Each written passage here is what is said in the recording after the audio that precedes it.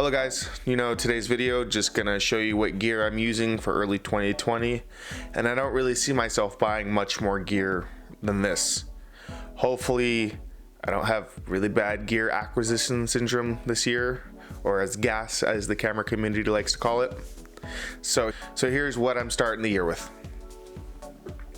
For my side camera, my B camera, I am starting with the Canon 80D. If it'll focus, there we go. Starting with the Canon 80D as my secondary body. This is an APS-C sensor, so any lens that you put on this will be a 1.6 crop. Go ahead and show you. Tiny little sensor. And the lens that lives on this camera, basically just a lens cap for it, is my Canon 10-18. Nice wide angle lens. I like it because it keeps this build super light, in my opinion. Now that I've obviously had larger lenses, I've had the 6D Mark II, which is significantly heavier than this. I like this as a camera that I can take anywhere. I don't have to worry about it. It has decent weather protection, dual pixel autofocus, flip out screen, just like the 6D Mark II. And another pro about it is STM lenses. This is silent for autofocusing and image stabilizing. You will not hear a thing out of this lens. If you're using this microphone on top, you won't hear a thing. My main body is what I'm filming on right now, which is the 6D Mark II. It's basically the full frame big brother of the 80D. The lens that I actually also have on this is the 17-40mm f4L lens. I wanted a lens that was weather sealed, so I could take this camera anywhere. If I plan on traveling a little bit more this year. I want to be able to shoot in rain, snow, sand, anything. So that's why I chose that lens. Also because it's on the cheaper side now. If you buy this lens brand new, it's going to be about $500. And in my opinion, that's pretty cheap for a brand new L lens, or you could buy it around used for about like $350 to $300. I bought it brand new from Best Buy because I had gift cards from the holiday season, and I will still be doing a review on this lens. And right here I'm showing you my setup for my 6D2.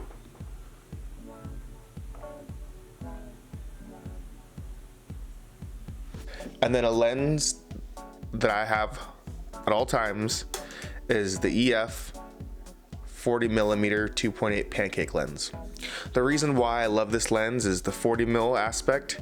It's basically the hybrid between the 35mm and the 50mm, because 50mm is what used to be the standard, what people thought your eyes would see, but they're doing more studies and they're starting to figure out that it actually is 35. And then just a 40mm is just nice in between. You can get enough compression if you get close enough to your subject for background blur.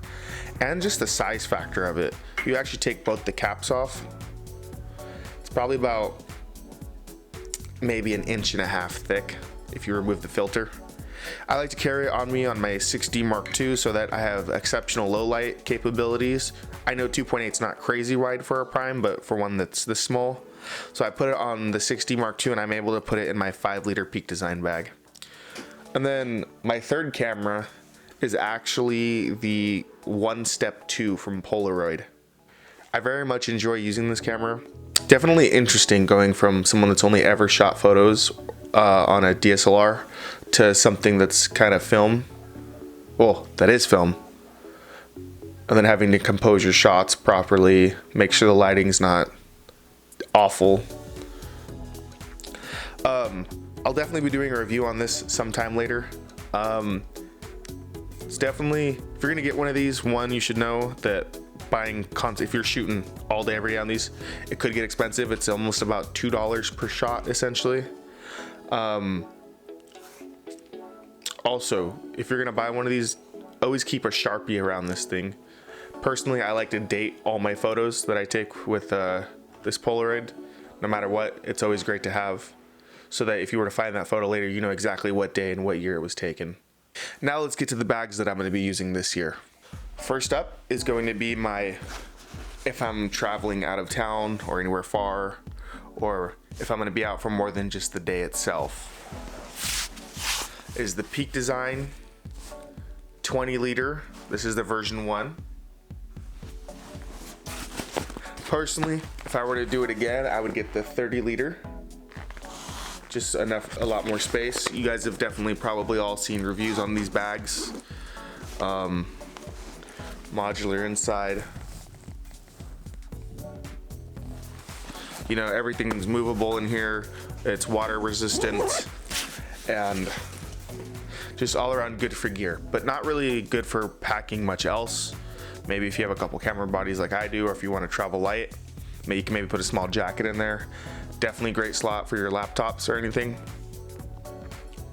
But definitely if I was to buy another bag or do this again, I would get the 30-liter just to be able to fit more stuff on me. So this is the tripod that I use. I only have one of these. So whatever camera I end up filming with, this is usually what it's on if I take it to go or I use at my desk here. This is my SSD that I use to edit any, store all my files, do any video on. Perfect for me, 500 gigs.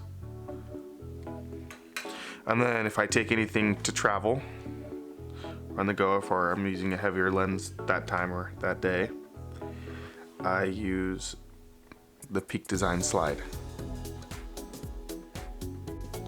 So there you guys have it, kind of a simple video of showing what camera gear and photo gear that I have personally to be a hobbyist, maybe take a couple professional photo gigs, and just what I use for my YouTube setup. Thank you guys for watching. I appreciate every view. Be sure to like, comment, and for sure subscribe. I'm trying to reach 1,000 subscribers in 2020. So I hope you guys have a good day, and thank you for watching.